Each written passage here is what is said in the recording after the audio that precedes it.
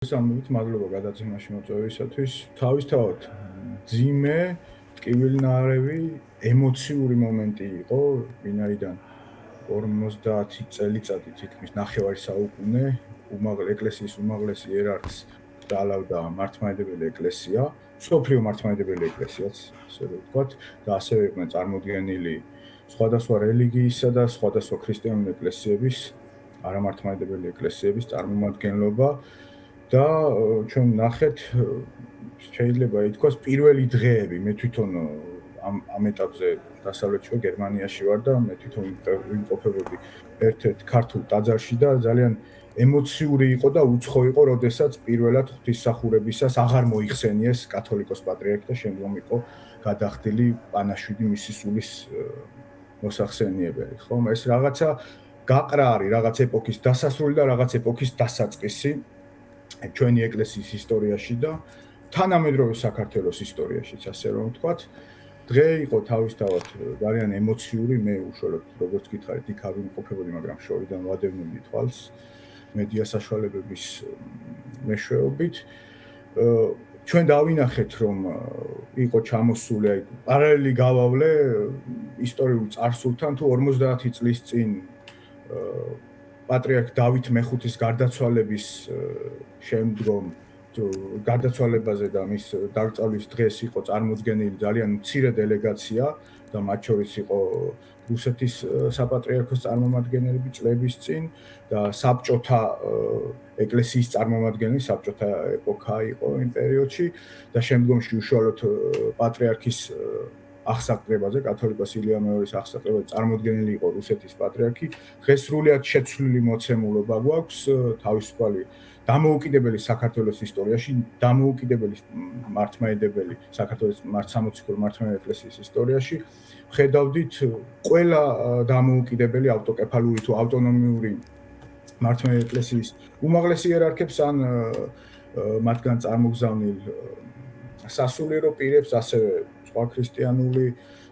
და ეს იყო ძალიან მასშტაბური ასე რომ ვთქვათ და ამავდროულად უნდა ვთქვა რომ ჩვენ დავინახეთ რაღაცა ცვლილება ეპოქალური ბოლო პერიოდში როდესაც დავინახეთ მსოფლიო პატრიარქის ჩამოსვლა უშუალოდ რომელმაც გარკვეული წილად დაჩრდილა კიდევაც და დაგვავიწყდა რუსეთის საპატრიარქოს წარმომადგენლობა რომელიც საკმაოდ ისე 80 ადამიანით იყო წარმოდგენილი როგორც გავიგე რამდენად ჩემთვის ცნობილი არის და მე როდესაც ვიაზრებ გაცილებით სხვა სინამდვილეში და სხვა რეალობაში შევიდა საქართველოს მართლმადიდებელი ეკლესია განსაკუთრებით ქვეყნის დამოუკიდებლობის მოპოვების შემდეგ მას შემდეგაც რელიგიის თავისუფლების სიუნაც დაახერა და გარკვეულწილად სხვა მასშტაბებზე გავიდა სხვა ქრისტიანულ ეკლესიებთან, სხვა მართლმადიდებელ ეკლესიებთან, ახალი ურთიერთობები და ახალი ერა დაიწყო, შეიძლება ვთქვათ. თუ წარმოუდგენელი იყო 50 წლის წინ მათ შორის მსოფლიო პატრიარქის კონსტანტინოპოლის მთავარეპისკოპოსის, სხვა ბერძნული საპატრიარქობის, სხვა ქრისტიანული, მათ შორის რომის კათოლიკე ეკლესიის უმაღლესი იერარქების ჩამოსვლა, დღეს მათ უკვე კარგად იციან საქართველოს ეკლესია, მისი წარსული, საკმაოდ ძიმე წარსული საბჭოთა ტოტალიტარული გამოცდილების შედეგები და დღეს უკვე ხედავდით გუშინ განსაკუთრებით რაოდენ მასშტაბური იყო და როგორ თანაუგრძნობდნენ ქართველ ხალხს ხო ეს სიტყვები რაც მსოფლიო პატრიარქმა დატოვა ეს იყო ძალიან ამაღელვებელი ჩემი აზრით და დაქვრივებული ივერიის კათედრის შვილებისადმი ჩემთვის სული შემძვრელი იყო მინდა გითხრათ ძალიან ემოციური კი ბატონო და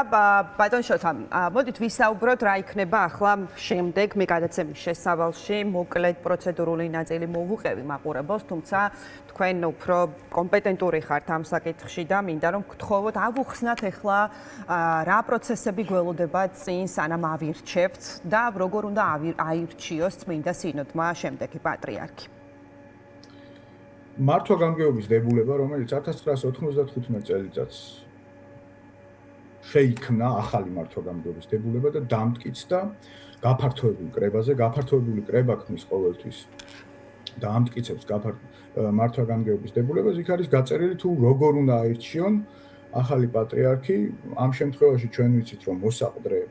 გამორჩეული იყო პატრიარქის მიერ დასახელებული იყო 2017 წელს თუ სწორად მახსოვს მიტროპოლიტი შიომუჯირი და შემდგომში უკვე პატრიარქის გარდაცვალების შემდგომ გამართულ წმინდა სინოდის კრებაზე მღვდელმთავრებმა დაამტკიცეს მისი კანდიდატურა კიდევ ერთხელ. მღვდელმთავრებმა და სინოდმა გაუსვა საკუთარ სამართლებრივ სინოდალურ ძალაუფლებას ხაზი და კიდევ ერთხელ პატრიარქის დანატოვარი მისი სიტყვა სინოდალურ კრებაზე იქნა დამტკიცებული.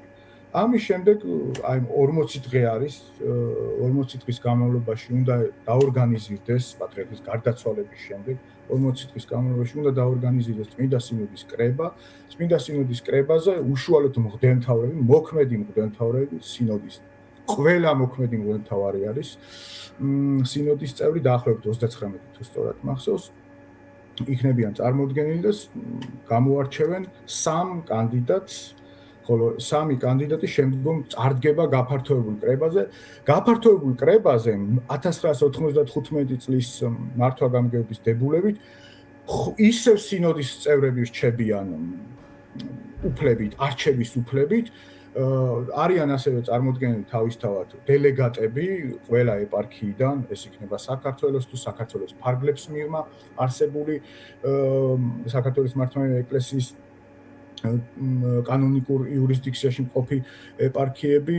ერთი საერო პირი, 2 სასულიერო პირი, თუმცა ისინი სათათბირო ხმით და ეს გარკვეულწილად მათ შეუძლიათ რაღაც პოზიციის დაფიქსირება ამა თუ იმ კანდიდატთან დაკავშირებით და შემდგომ უშუალოდ